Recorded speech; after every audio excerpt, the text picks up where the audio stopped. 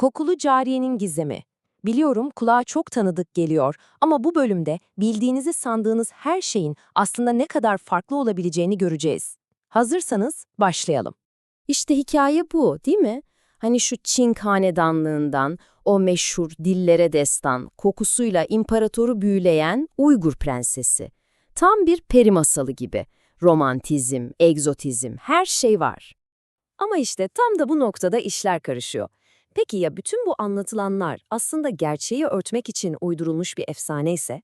Şimdi gelin bu konunun derinliğine inelim. Çünkü asıl hikaye inanın bambaşka. İsyan, direniş ve bugün bile devam eden bir kimlik mücadelesiyle dolu karmakarışık bir hikaye. O efsanenin arkasındaki gerçek kadını bulmak için zamanı geri sarmamız gerekiyor.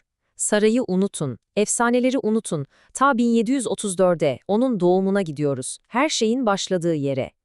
Bakın, bu zaman çizelgesi aslında her şeyi özetliyor. 17 yaşında savaşçı şairle evleniyor. Kendi siyasi adını alıyor, Nur Elanur ve en önemlisi savaşta birliklere komuta ediyor. Yani saraya getirildiğinde o masum bir prenses falan değil, kocasını savaşta kaybetmiş, esir düşmüş bir komutan, bir savaşçı. Sadece bir savaşçı da değil, bakın şu listeye. Şair, yazar, usta bir binici, kılıç ustası, okçu, askeri komutan. Yani karşımızda sadece güzel bir kadın yok, aynı zamanda inanılmaz donanımlı, eğitimli bir lider var. Peki böyle bir ruh esaret altına girdiğinde ne yapar? İşte hikayenin en can alıcı kısmı da bu. Ve işte Pekin'deyiz. Yasak şehrin o görkemli ama bir o kadar da ürkütücü duvarları arasında bir savaş ganimeti olarak İmparator Qianlong'un huzuruna çıkarılıyor. Hikayenin en dramatik perdesi de burada açılıyor. Düşünebiliyor musunuz? İmparatorun önünde herkesin secde ettiği o anda o dimdik duruyor ve o meşhur sözü söylüyor. İşte bu tavır, bu başkaldırı imparatoru alt üst ediyor. Belki de hayatında ilk defa böyle bir direnişle karşılaşıyor ve adeta ona tutuluyor. Onu kazanmak için elinden gelen her şeyi yapmaya başlıyor. Bakın imparator neler yapıyor. Ona özel Uygur tarzı bir konut, memleketinden getirilen ağaçlar, sarayın içine bir cami, hatta 108 Uygur ailesini Pekin'e getirtiyor sırf o kendini yalnız hissetmesin diye. Ama nafile. Bütün bu çabalara rağmen o koynunda bir hançerle geziyor. Bu hançer onun sarsılmaz kararının bir sembolü aslında. İşte o esaret günlerinden bize kalan belki de tek somut şey bu şiir. Onun iç dünyasına, hislerine dokunabildiğimiz tek an. Canımdan vazgeçerim ama inancımdan ve vatanından vazgeçmem diyor. Bundan daha net bir duruş olabilir mi? Ve bütün bu direniş, bütün bu mücadele sadece 29 yaşında sona eriyor. Çok genç değil mi? Söylentilere göre İmparatoriçe'nin emriyle zehirleniyor, sebebi de çok açık, tahta Müslüman bir varisin geçme ihtimalinden duyulan korku.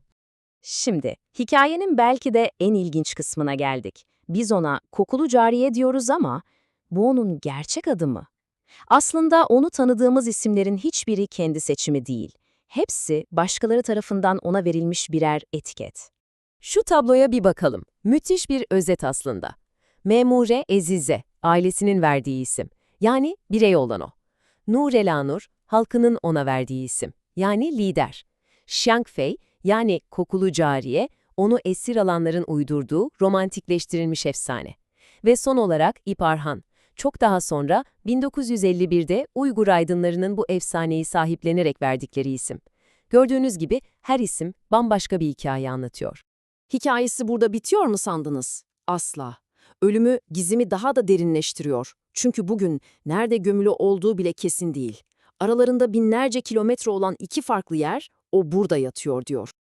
Bir yanda Kaşgar'daki Afak Hoca mozolesi. Kanıtları ne? Sözlü gelenekler, nesilden nesile aktarılan hikayeler. Diyorlar ki onun mumyalanmış bedeni bu taht-ı-revanla vatanına getirildi. Diğer yanda ise Pekin'deki İmparatorluk Mezarlığı. 1979'da bir mezar buluyorlar, üzerinde Rongfei yazıyor. Yani imparatorun ona verdiği ünvan. İçinden de saray kıyafetleri çıkıyor.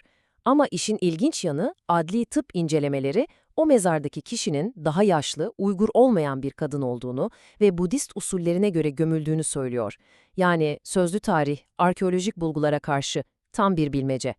Peki tüm bu detaylar, bu tartışmalar neden önemli? Yani 250 yıl önce yaşamış bir kadının hikayesi bugün neden hala bu kadar hararetli bir şekilde tartışılıyor? Neden? Bir savaş alanı gibi. İşte cevap tam da burada. Çünkü onun hikayesi hiçbir zaman sadece onun hikayesi olmadı. Her dönem, her iktidar kendi siyasi hedeflerini uydurmak için bu hikayeyi alıp yeniden yazdı. Bakın bu ne kadar çarpıcı. Uygurlar için o bir direniş ve inanç sembolü, kültürel bir ikon. Çin hanedanlığı yıkıldıktan sonraki Çin için eski emperyal sisteme baş kaldıran bir halk kahramanı, günümüz Çin'inde ise ülkedeki etnik grupların uyum ve birliğini temsil eden bir figür. Yani aynı kadın, üç farklı dönemde üç bambaşka anlama bürünüyor. Tarihi bir kişilikten politik bir sembole dönüşüyor. Sonunda elimizde ne kalıyor? Tek bir kadının gerçek net bir portresi mi? Hayır. Elimizde kalan şey, tarihin kendisinin nasıl bir güç mücadelesi aracı haline geldiğinin, nasıl sürekli yazılıp silindiğinin ve yeniden şekillendirildiğinin hikayesi. Ve bu da bizi şu can alıcı soruyla baş başa bırakıyor. Tarih bir savaş alanına döndüğünde gerçeğin asıl sahibi kim oluyor?